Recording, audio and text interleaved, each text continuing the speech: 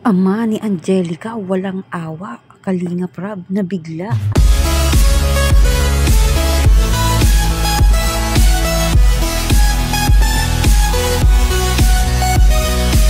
Kalingap Rab na bigla sa balita ni Angelica. Ama ni Angelica, walang awa.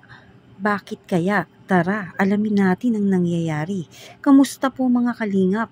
Muling nagbabalik ang inyong lingkod, mini vlog, naghahatid ng update tungkol sa mga kalingap. Kung bago ka pa lang sa aking channel, mag-subscribe na at huwag kalimutang mag-like para lagi kayong updated sa aking mga videos. Maaring tapusin po muna natin ang video bago po tayo magkomento. At patuloy po nating suportahan ang founder po ng Kalingap na si Kuya Val Santos at Kalingap Rab dahil alam naman natin na madaming natutulungan sila ng mga kababayan natin. Araw-araw po nating suportahan at panoorin ang kanilang mga videos. Dinalaw nga po ni Kalingap Rab si Angelica, nadatnan nila ito sa kanilang tindahan at malungkot.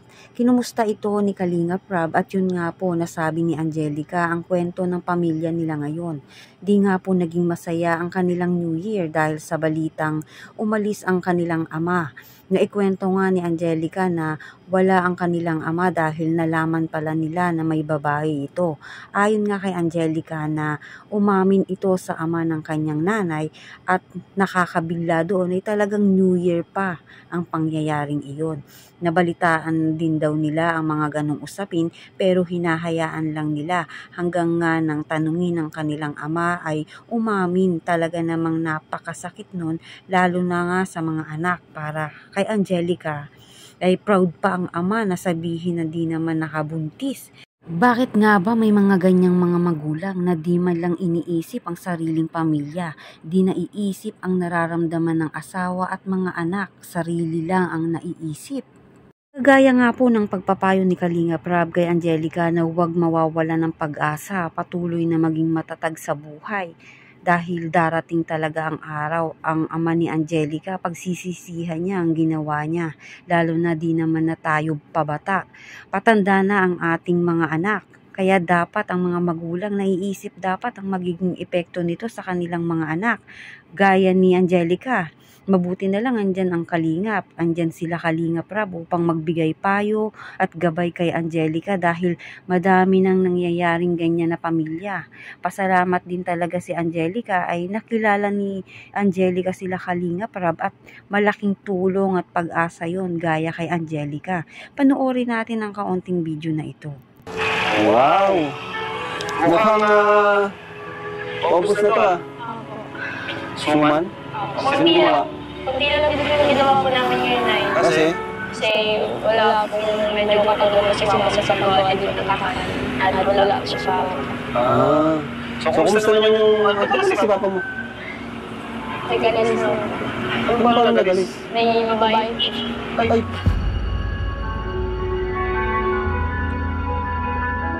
Kumbira.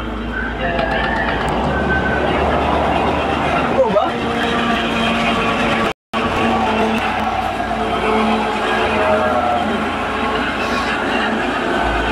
Matagal na ba yun o ngayon lang? Matagal na lang nahuli o... Marami pong nakahuli pero hindi ko na lang masabi.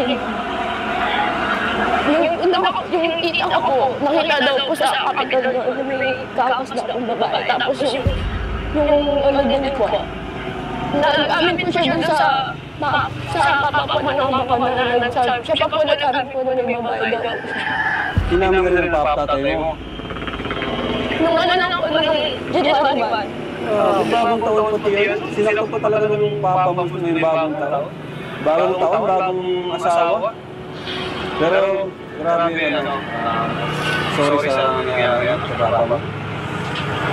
Hindi kayo lang ngayon. Kaya lang, kumusta si mama mo? Medyo hindi po okay. Medyo hindi po okay ko sa mama. Kasi yung nga po, maraming sacrifice po ng mama ko eh. Kasi yung hindi ko gagawin yung papa. Hindi po akala yung mama na magagawa po yung papa sa kanya. Lalo na po kami tatanda na po namin niya. Tanong niya po may anak po siyang babae. Mas nagawa niya po yun. Masasakit po sa aming pera kasi may grabe po yung tampo tapos galit ko po kay papa. Ilan kayo magkakapatid? Wala po kami.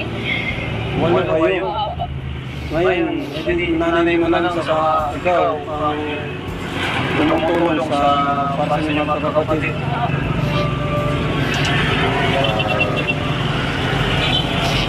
Hindi na po siya umuwi sa bahay. Ilang araw siya hindi umuwi?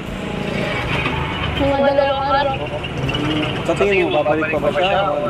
Hindi mo alam. Pero masama talaga yung loob sa kanya. Kung bumalik man siya, paano mo siya mapapatawad? Ikaw ba mismo na huli mo o talaga nag-amin siya sa inyo? Kay tatay ko. Lahat po, dami na pong nakakaalam pero tinatago lang po. Unang-unang nakapagkuhan po dyan is yung mga anak.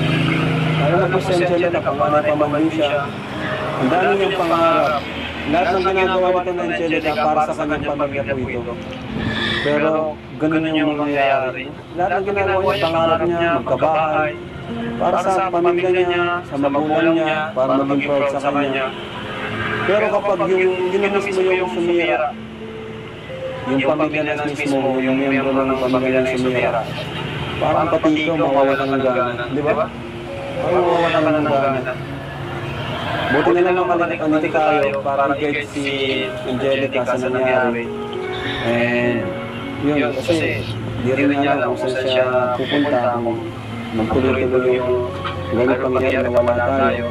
Baka pati si Angelica, magkasawa rin niya. Kaya naghanap siya ng karamay. Marami. Sana maging okay din ang lahat. Kung ano man yung mangyayari, Angelica,